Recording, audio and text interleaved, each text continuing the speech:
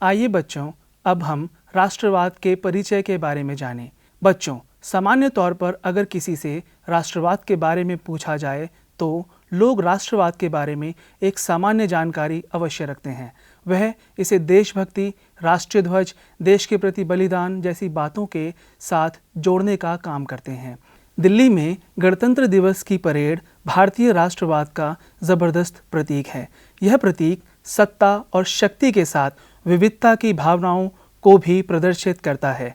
कई लोग इस विविधता को भारतीय राष्ट्र से जोड़ते हैं, लेकिन अगर हम गहराई में जाने की कोशिश करें तो पाएंगे कि राष्ट्रवाद की कोई स्पष्ट और सर्वमान्य परिभाषा देना आसान कार्य नहीं है। इसका मतलब यह नहीं है कि हम इसे समझने का प्रयास करना छोड़ दें। राष्ट्रवाद का अध्ययन करना हमारे लिए बहुत ज़रूरी है, क्योंकि यह वैश्विक मामलों में बहुत ही महत्वपूर्ण भूमिका निभाता है। हम देख सकते हैं कि पिछली 2 शताब्दियों के दौरान राष्ट्रवाद एक सम्मोहक राजनीतिक सिद्धांत के रूप में उभरा है। इसने इतिहास को रचने में योगदान किया है। इसने जहां एक तरफ उत्कृष्ट निष्ठाओं को जन्म दिया है, वहीं साथ साथ गहरी शत्रुता को भी प्रेरित करने का कार्य किया है। इसने एक तरफ जहां जनता को जोड़ने का काम किया है, तो वहीं दूसरी तरफ उन्हें विभाजित करने का भी काम किया है। इसने अत्याचारी शासन से मुक्ति दिलाने में मदद की है, तो इसके साथ साथ यह विरोध, शत्रुता और युद्धों का कारण भी रहा है। साम्राज्यों और राष्ट्रों के ध्वस्त होने का एक कारण यह भी रहा है। राष्ट्रवादी संघर्षों ने राष्ट्रों और साम्राज्यों की सीमाओं के पुनर्निर्धारण में योगदान किया है। आज भी हम दुनिया का एक बड़ा भाग विभिन्न राष्ट्र राज्यों में बटा हुआ है। हालांकि राष्ट्रों की सीमाओं के पुनर्संयोजन की प्रक्रिया अभी समाप्त नहीं हुई है और वर्तमान राष्ट्रों के अंदर भी अलगाववादी संघर्ष साधारण बात है। राष्ट्रवाद विभिन्न चरणों से होकर गुजरा है। उदाहरण के लिए 19वीं सदी के यूरोप में इसने कई छोटी छोटी रियासतों के एकीकरण में बड़े राष्ट्र राज्य की स्थापना का मार्ग प्रशस्त किया। वर्तमान जर्मनी और इटली का गठन, एकीकरण और सुदृढ़ीकरण इसी प्रक्रिया के माध्यम से हुआ था। लैटिन अमेरिका में भी बड़ी संख्या में नए राज्य स्थापित किए गए थे। जैसे जैसे राज्यों की सीमाओं को प्रबल किया गया, स्थानीय निष्ठाएं और बोलियां भी निरंतर राष्ट्रीय निष्ठाओं और सर्वमान्य जनभाषाओं के रूप में विकसित होती गई। साथ ही एक नए राष्ट्र राज्य के लोगों को इसका सदस्य होने के नाते एक नई राजनीतिक पहचान भी प्राप्त हो जाती है। पिछली शताब्दी में हमने अपने देश को सुदृढ़ीकरण की ऐसी ही प्रक्रिया से गुजरते देखा है। बच्चों, जिस प्रकार राष्ट्रवाद ने छोटे छोटे राज्यों को एकजुट कर उनके एकीकरण का काम किया है, वहीं बड़े बड़े साम्राज्यों के पतन में भी हिस्सेदार रहा है।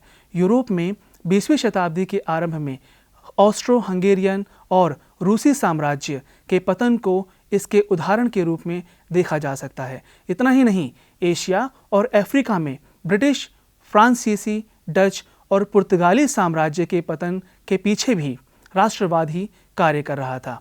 भारत तथा अन्य पूर्वी उपनिवेशों के उपनिवेशिक शासकों से अपनी आज़ादी के लिए जो स्वतंत्रता संघर्ष लड़ा, वह भी राष्ट्रवादी संघर्ष ही था। इन संघर्षों का मुख्य उद्देश्य विदेशी शासन के नियंत्रण से मुक्त होकर एक स्वतंत्र राष्ट्र राज्य के रूप में स्थापित होना था। आज भी राष्ट्रों की सीमाओं के पुनर्निर्धारण की प्रक्रिया जारी है। 1960 के दशक से ही सीधे तौर पर सुस्थिर राष्ट्र राज्य भी कुछ समूहों द्वारा उठाई गई राष्ट्रवादी मांगों का सामना कर रहे हैं। इन मांगों में पृथक राज्य की मांग भी शामिल है। आज दुनिया के अनेक भागों में आप ऐसे राष्ट्रवादी संघर्षों को देख सकते हैं जो मौजूदा राष्ट्र के अस्तित्व के लिए खतरा पैदा कर रहे हैं। ऐसे आंदोलनों के साथ साथ कनाडा के क्यूबेक वासियों, उत्तरी स्पेन के बॉस्क वासियों, तुर्की और इराक के कुर्दों तथा श्रीलंका के तमिलों द्वारा भी चलाए जा रहे हैं। भारत में भी कुछ समूह राष्ट्रवाद की भाषा बोलते हैं।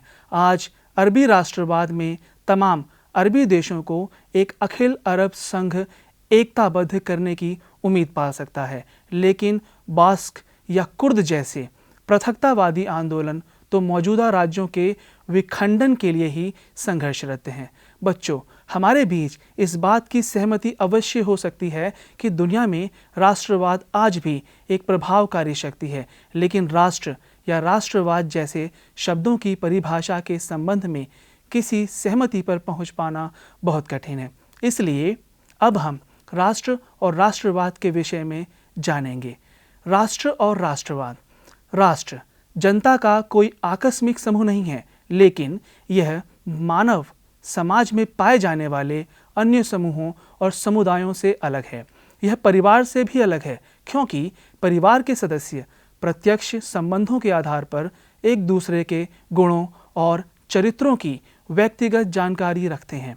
यह जातियों, जनजातियों और संगोत्रीय समूहों से भी अलग है, क्योंकि इन समूहों में विवाह और वंश परंपरा सदस्यों को जोड़ने का कार्य करती है। इसलिए यह सदस्य एक दूसरे को व्यक्तिगत रूप से भले ही ना जान सकते हों, परंतु फिर भी ज़रूरत पड़ने पर हम उन सूत्रों को ढूंढ सकते हैं जो हमें आपस में जोड़ते हैं। एक राष्ट्र के सदस्य के रूप में हम अपने राष्ट्र के अधिकतर सदस्यों को प्रत्यक्ष रूप से कभी जान नहीं पाते और ना ही उनके साथ हमारा कोई वंशानुगत नाता होता है, परंतु फिर भी राष्ट्र का अस्तित्व होता है और न सिर्फ उसमें लोग रहते हैं बल्कि उनका आदर भी करते हैं।